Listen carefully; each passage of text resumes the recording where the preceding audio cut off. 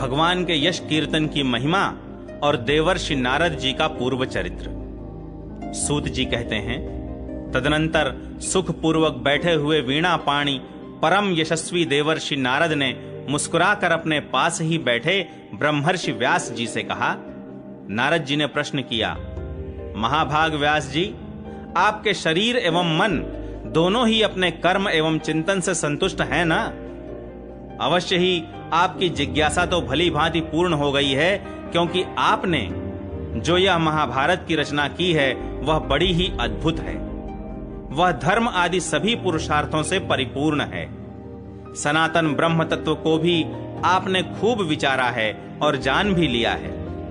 फिर भी प्रभु, आप अकृतार्थ पुरुष के समान अपने विषय में शोक क्यों कर रहे हैं? व्यास जी ने कहा, आपने मेरे विषय में जो कुछ कहा है वह सब ठीक ही है। वैसा होने पर भी मेरा हृदय संतुष्ट नहीं है। पता नहीं इसका क्या कारण है। आपका ज्ञान अगाध है। आप साक्षात ब्रह्मा जी के मानस पुत्र हैं। इसलिए मैं आपसे ही इसका कारण पूछता हूं। नारद जी, आप समस्त गोपनीय रहस्यों को जानते हैं, क्योंकि आपने उन पुराण पुरुष की उपासना की है जो प्रकृति पुरुष दोनों के स्वामी हैं और असंग रहते हुए ही अपने संकल्प मात्र से गुणों के द्वारा संसार की सृष्टि, स्थिति और प्रलय करते रहते हैं। आप सूर्य की भांति तीनों लोकों में भ्रमण करते रहते हैं और योग बल से प्राणवायु के समान सबके भीतर रहकर अंतःकरणों के साक्षी भी हैं। योगानुष्ठान और नियमों के द्वारा परब्रह्म और शब्द ब्रह्म दोनों की पूर्ण प्राप्ति कर लेने पर भी मुझ में जो बड़ी कमी है उसे आप कृपा करके बतलाइए। नारद जी ने कहा, व्यास जी, आपने भगवान के निर्मल यश का गान प्रायः नहीं किया। मेरी ऐसी मान्यता है कि जिससे भगवान संतुष्ट नहीं होते वह शास्त्र या ज्ञान अधूरा है। आपने धर्म आदि पुरुषार्थों का जैसा निरूपण किया है, भगवान श्री कृष्ण की महिमा का वैसा निरूपण नहीं किया। जिस वाणी से चाहे वह रस भाव अलंकार आदि से युक्त ही क्यों न हो, जगत को पवित्र करने वाले भगवान श्री कृष्ण के यश का कभी गान नहीं होता, वह तो कौओं के लिए उच्छिष्ट फेंकने के स्थान के समान अपवित्र मानी जाती है। मानसरोवर के कमनीय कमलवन में विहरने वाले हंसों की भांति ब्रह्म धाम में विहार करने वाले भगवत चरणार विंदाश्रित परमहंस भक्त कभी उसमें रमण नहीं करते। इसके विपरीत जिसमें सुंदर रचना भी नहीं है और जो दूषित शब्दों से युक्त भी है, परंतु जिसका प्रत्येक श्लोक भगवान के सुयश सूचक नामों से युक्त है, वह वाणी लोगों के सारे पापों का नाश कर देती है। क्योंकि सत्पुरुष ऐसी ही वाणी का श्रवण, गान और कीर्तन किया करते हैं।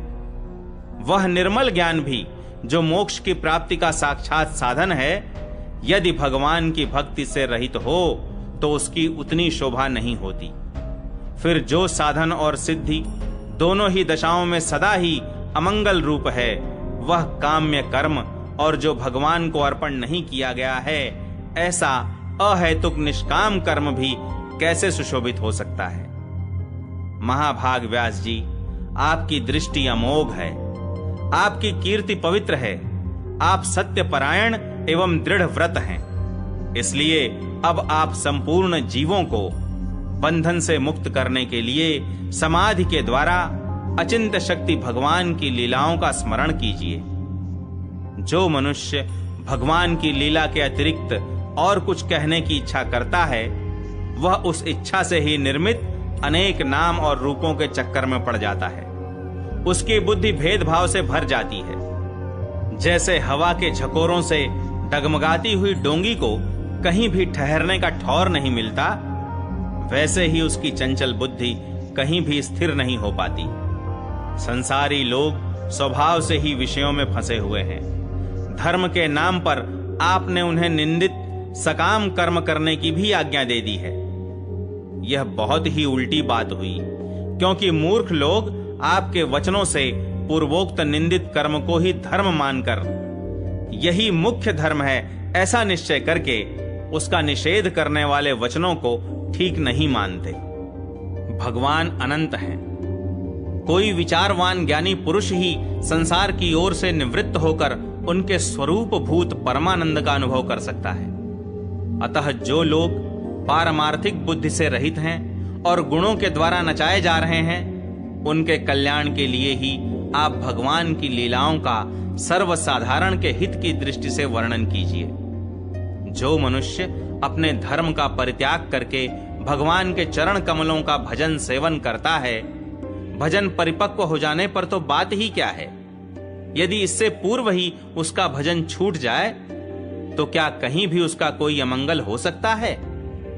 परंतु जो भगवान का भजन नहीं करते और केवल स्वधर्म का पालन करते हैं, उन्हें कौन सा लाभ मिलता है। बुद्धिमान मनुष्य को चाहिए कि वह उसी वस्तु की प्राप्ति के लिए प्रयत्न करे जो तिनके से लेकर ब्रह्मा पर्यंत समस्त ऊंची नीची योनियों में कर्मों के फलस्वरूप आने जाने पर भी स्वयं प्राप्त नहीं होती। संसार के विषय सुख तो जैसे बिना चेष्टा के दुख मिलते हैं, वैसे ही कर्म के फल रूप में अचिंत्य गति समय के फेर से सबको सर्वत्र स्वभाव से ही मिल जाते हैं। व्यास जी, जो भगवान श्री कृष्ण के चरणार विंद का सेवक है, वह भजन न करने वाले कर्मी मनुष्यों के समान दैवात कभी बुरा भाव हो जाने पर भी जन्म मृत्युमय संसार में नहीं आता।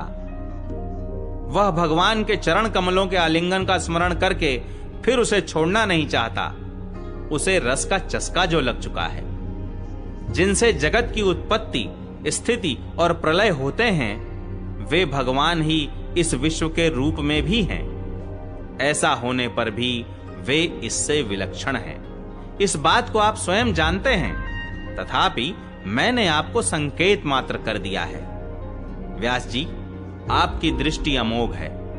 आप इस बात को जानिए कि आप पुरुषोत्तम भगवान के कलावतार हैं। आपने अजन्मा होकर भी जगत के कल्याण के लिए जन्म ग्रहण किया है, इसलिए आप विशेष रूप से भगवान की लीलाओं का कीर्तन कीजिए। विद्वानों ने इस बात का निरूपण किया है कि मनुष्य की तपस्या, वेदाध्ययन, यज्ञानुष्ठान, स्वाध्याय, ज्ञान और दान का एकमात्र प्रयोजन यही है कि पुण्य कीर्ति श्री कृष्ण के गुणों और लीलाओं का वर्णन किया जाए। मुने, पिछले कल्प में अपने पूर्व जीवन में मैं वेदवादी ब्राह्मणों की एक दासी का लड़का था। वे योगी वर्षा ऋतु में एक स्थान पर चातुर्मास्य कर रहे थे। बचपन में ही मैं उनकी सेवा में नियुक्त कर दिया गया था। मैं यद्यपि बालक था, फिर भी किसी प्रकार की चंचलता नहीं करता था। जितेंद्रिय था, खेल कूद से दूर रहता था और आज्ञानुसार उनकी सेवा करता था। मैं बोलता भी बहुत कम था। मेरे इस शील स्वभाव को देखकर समदर्शी मुनियों ने मुझ सेवक पर अत्यंत अनुग्रह किया।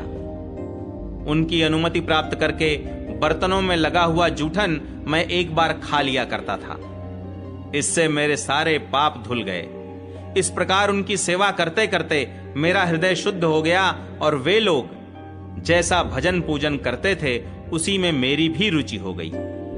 प्यारे व्यास जी, उस सत्संग में उन लीला गान परायण महात्माओं के अनुग्रह से मैं प्रतिदिन श्री कृष्ण की मनोहर कथाएं सुना करता। श्रद्धा पूर्वक एक एक पद श्रवण करते करते प्रिय कीर्ति भगवान में मेरी रुचि हो गई। महामुने, जब भगवान में मेरी रुचि हो गई, तब उन मनोहर कीर्ति प्रभु में मेरी बुद्धि भी निश्चल हो गई। उस बुद्धि से मैं इस संपूर्ण सत और असत रूप जगत को अपने परब्रह्म स्वरूप आत्मा में माया से कल्पित देखने लगा। इस प्रकार शरद और वर्षा, इन दो ऋतुओं में तीनों समय उन महात्मा मुनियों ने श्री हरि के निर्मल यश का संकीर्तन किया और मैं प्रेम से प्रत्येक बात सुनता रहा। अब चित्त के रजोगुण और तमोगुण को नाश करने वाली भक्ति का मेरे हृदय में प्रादुर्भाव हो गया। मैं उनका बड़ा ही अनुरागी था, विनयी था। उन लोगों की सेवा से मेरे पाप नष्ट हो चुके थे। मेरे हृदय में श्रद्धा थी, इंद्रियों में संयम था एवं शरीर, वाणी और मन से मैं उनका आज्ञाकारी था। उन दीन वत्सल महात्माओं ने जाते समय कृपा करके मुझे उस गुह्यतम ज्ञान का उपदेश किया, जिसका उपदेश स्वयं भगवान ने अपने श्रीमुख से किया है। उस उपदेश से ही जगत के निर्माता भगवान श्री कृष्ण की माया के प्रभाव को मैं जान सका, जिसके जान लेने पर उनके परम पद की प्राप्ति हो जाती है। सत्य संकल्प व्यास जी, पुरुषोत्तम भगवान श्री कृष्ण के प्रति समस्त कर्मों को समर्पित कर देना ही संसार के तीनों तापों की एकमात्र औषधि है। यह बात मैंने आपको बतला दी। प्राणियों को जिस पदार्थ के सेवन से जो रोग हो जाता है, वही पदार्थ चिकित्सा विधि के अनुसार प्रयोग करने पर क्या उस रोग को दूर नहीं करता? इसी प्रकार यद्यपि सभी कर्म मनुष्यों को जन्म मृत्यु रूप संसार के चक्र में डालने वाले हैं, तथापि जब वे भगवान को समर्पित कर दिए जाते हैं, तब उनका कर्म पना ही नष्ट हो जाता है। इस लोक में जो शास्त्र विहित कर्म भगवान की प्रसन्नता के लिए किए जाते हैं, उन्हीं से पराभक्ति युक्त ज्ञान की प्राप्ति होती है। उस भगवदर्थ कर्म के मार्ग में भगवान के आज्ञानुसार आचरण करते हुए लोग बार बार भगवान श्री कृष्ण के गुण और नामों का कीर्तन तथा स्मरण करते हैं। प्रभो, आप भगवान श्री वासुदेव को नमस्कार है। हम आपका ध्यान करते हैं। प्रद्युम्न, अनिरुद्ध और संकर्षण को भी नमस्कार है। इस प्रकार जो पुरुष चतुर्व्यूह रूपी भगवान मूर्तियों के नाम द्वारा प्राकृत मूर्ति रहित अप्राकृत मंत्र मूर्ति भगवान यज्ञ पुरुष का पूजन करता है, उसी का ज्ञान पूर्ण एवं यथार्थ है।